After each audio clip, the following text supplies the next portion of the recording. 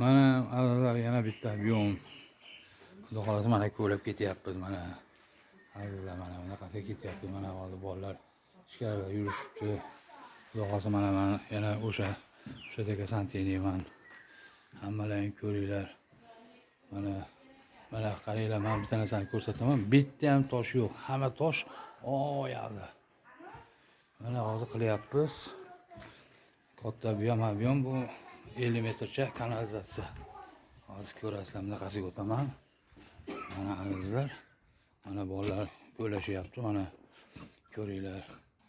Mana tekizligini ham mana bitta ham tosh yo'q. Hammasi olinyapti. Toza ish bo'lyapti. Nima qilib turaverasiz? O'yda mana 2,5 metr ekan chuqurlikda. Ko'rdingizmi? Yaxshimisiz? Mana ko'lashyapti. Mana chuqurligi 1,5 metr pastga ketyapti. Sentralni 2,5 metr chuqurlikda.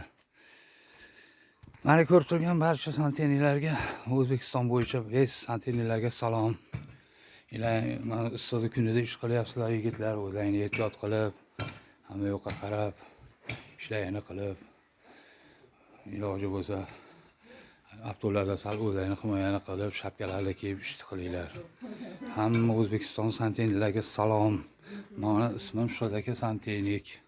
Yoshim 58 da. 38 yildan beri shu ishimdanman.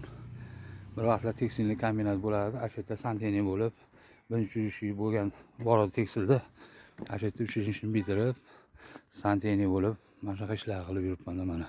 Tirikchilik ham ko'p bizga santenilarga oson deb o'ylaydi shekilli. Mana qilib ko'lab qilish oson emas mana. Hamma yo'q chotki bo'lyapti mana.